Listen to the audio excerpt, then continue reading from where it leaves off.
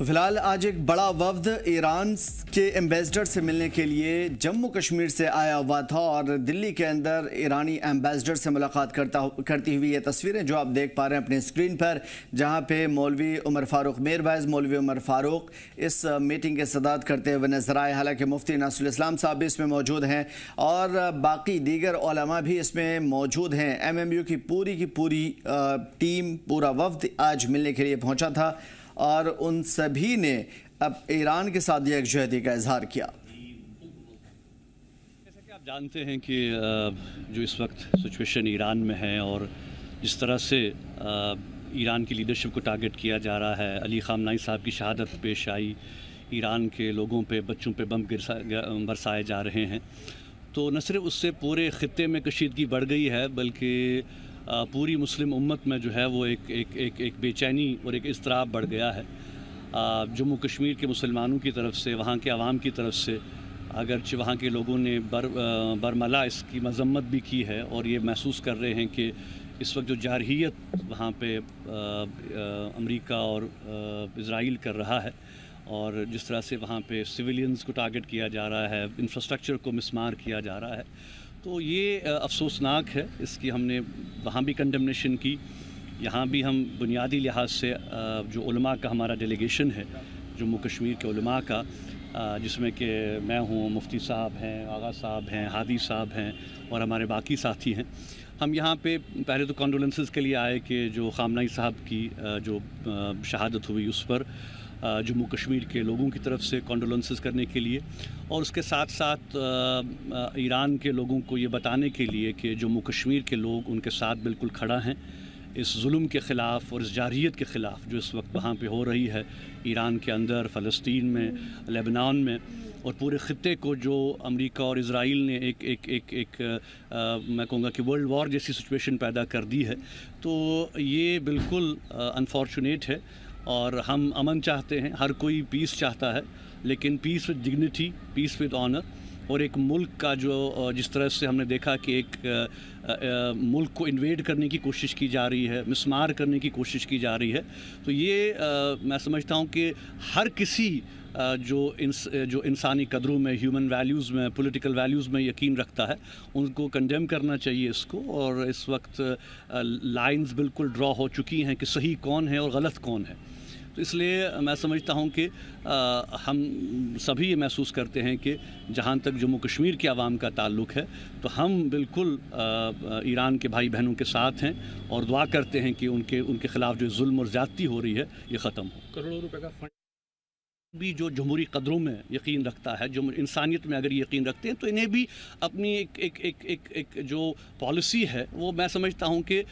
हक़ और इंसाफ पर ही मबनी रखनी चाहिए। और हम ये तवक्का रखते हैं कि सिर्फ़ गैस और ऑयल के कॉन्टेक्स्ट में नहीं, बल्कि मैं कहूँगा कि इंसानियत के कॉन्टेक्स्ट में। और इस वक्त जो हम देख रहे हैं कि पूरे ख़ित्ते में जो इस वक्त कोशिशें हो रही हैं कि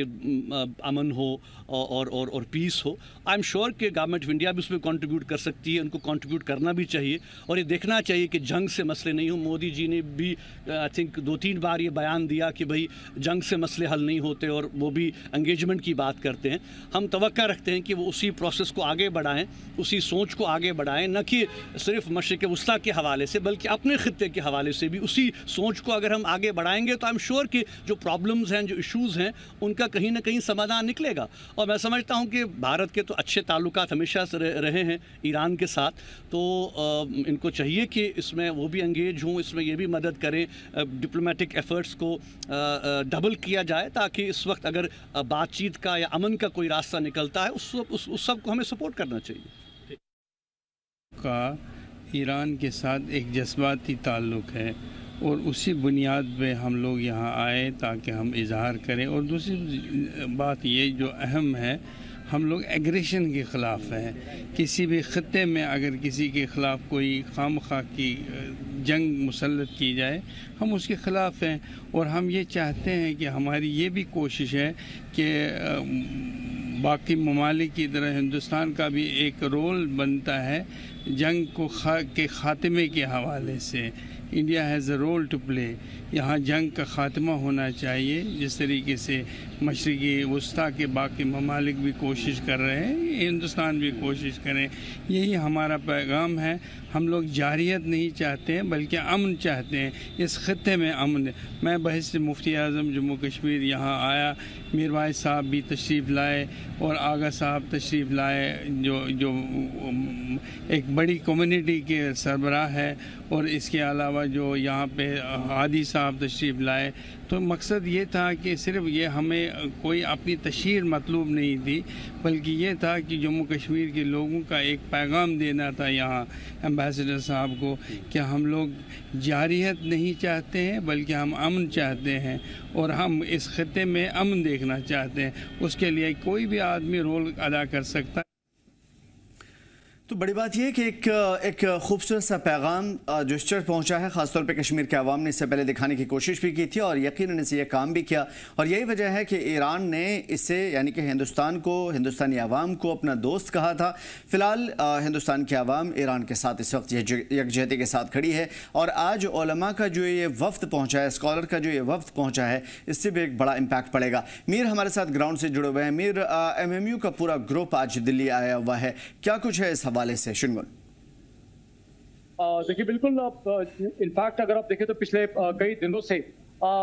हमें कश्मीर डिवीजन से एक लहर दौड़ती हुई नजर आई है, जिसमें लोकल जो है अपनी तरफ से कंट्रीब्यूशन कर रहे हैं और ईरान एम्बेसी तक अपनी मदद पहुंचाने की लगातार कोशिश कर रहे हैं। कई सारे विजुअल्स हमें ऐसे भी देखने को मिले जो कि दिल छू रहे थे, काफी ज्यादा इमोशनल थे। हमें छोटे छोटे बच्चे अपने गुल्लक लेके जो है उसको तोड़ते हुए अपना कंट्रीब्यूशन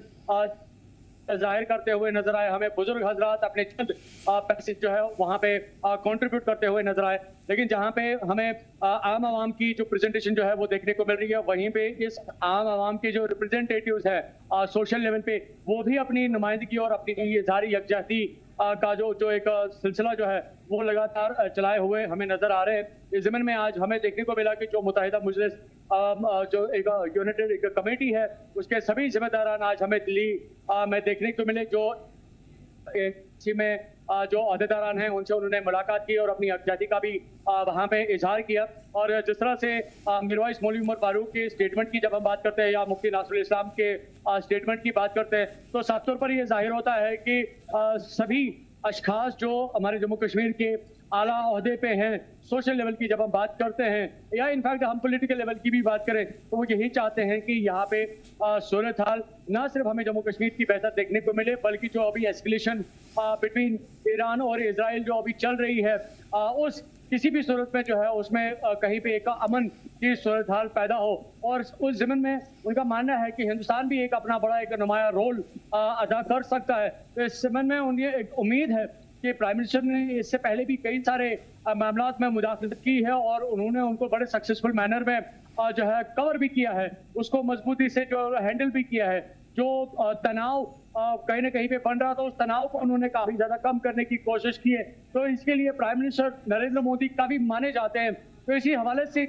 चाहे हम मीरवाइज मौलवी उमर फारूक की बात करें या मुफ्ती नासरुल इस्लाम की बात करें या आगा सईद की बात करें, तो सभी आला ओहदे पे जिम्मेदारान हैं जम्मू कश्मीर की आवाम की। तो उनकी भी उम्मीद है जो है प्राइम मिनिस्टर से अभी जुड़ी है कि अगर उनकी इंटरवेंशन इसमें होती है तो शायद कहीं ना कहीं पे जो है कि एस्केलेशन सूरत हाल अभी देखने को मिल रही है बिटवीन इजराइल और ईरान, शायद वो उसमें एक अपना एक नुमाया रोल अदा कर सकते हैं। हालांकि जब हम ईरान की भी बात करते हैं तो ईरान की तरफ से लगातार हमें अप्रिसिएशन देखने को मिली है। जो इंडियन मुस्लिम्स अपनी जगह पे एक अपना योगदान जो देना चाहते हैं और वो चाहते हैं कि ईरान के साथ जो एक सलाह मशवरा करके इस सूरत हाल पे जो है किसी भी तरीके से काबू पाया जाए। जो अभी एक मुज़ाकराती ताकि और कीमती जान जो है वो जाया ना हो। चाहे हम की बात करें, ईरान की बात करें, अल्टीमेटली एक इंसान अपनी जिंदगी गंवा देता है, एक आम इंसान अपनी जान गंवा देता है। तो इस ज़मीन में एक पॉजिटिव अप्रोच और एक पॉजिटिव माइंडसेट लेके अभी जम्मू कश्मीर की नुमाइंदगी भी जो रिप्रेजेंटेटिव्स कर रहे हैं वो भी यही चाहते हैं कि अभी इस वॉर में किसी भी तरीके से कोई मुदाखलत हो जाए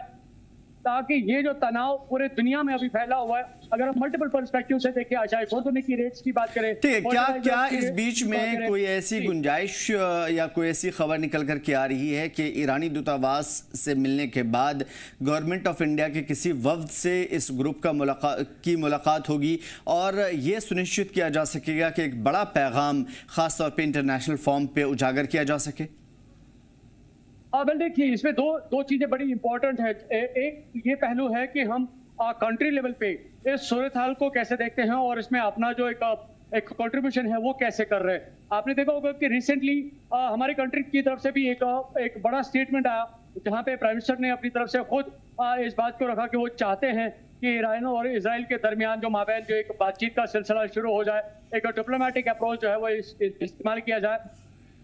सो दैट की जो एस्केलेटिंग सूरत हाल जो है, क्योंकि अगर एक जगह पे देखिए तो आप देखेंगे कि अमेरिका अपनी तरफ से 15 कंडीशंस पे अपनी जगह स्टैंड है, वहीं पे ईरान की जब आप बात करते हैं तो वो अपनी 5 कंडीशंस पे स्टैंड है। कहीं पे कोई जो एक नरमी की सूरत हाल जो है अगर कंट्री लेवल पे देखते हैं नजर नहीं आती है, लेकिन आप जिस तरह से इसमें कहीं ना कहीं पे एक डिप्लोमेटिक सूरत हाल पिछले 3 दिनों से हमें लगातार देखने को मिल रही है, उससे अब ये उम्मीद बनी है कि शायद सूरत हाल बेहतर बन सकते हैं। और ऑब्वियस है कि जिस तरह से हमें स्ट्रेट ऑफ हॉर्मुज के दायरे में हमें अपनी कंट्री के शिप्स पास होते हुए नजर आए, तो डेफिनेटली एक ग्रीन सिग्नल तो इंडिया को मिली है ऑब्वियसली ईरान की तरफ से, इसमें कहीं पे कोई डाउट नहीं है। और जो एक स्ट्रेंथ जो है दोनों कंट्रीज के बिटवीन जो रिलेशंस है उसका बॉन्ड जो है वो साफ तौर पर स्ट्रेंथन नजर आ रहा है, लेकिन अभी जब तक कि कहीं ना कहीं पे चीजें प्रॉपर तरीके से फॉर्मुलेट नहीं होती है तब तक कंट्री लेवल पे इसमें इंटरवेंशन होना शायद कहीं ना कहीं पे डिफिकल्ट। बिल्कुल, और ये बैन-अ-क़वामी सतह पे भी इस तरह की कोशिशें चल रही है मीर। यकीनन ये ज़रूर माना जा सकता है कि उलमा या स्कॉलर्स का ये जो वफ्द है या फिर ये जो कोशिश की जा रही है इसका दूररस नताइज ज़रूर बरामद होंगे। बहुत शुक्रिया तमाम अपडेट और मालूमात के लिए।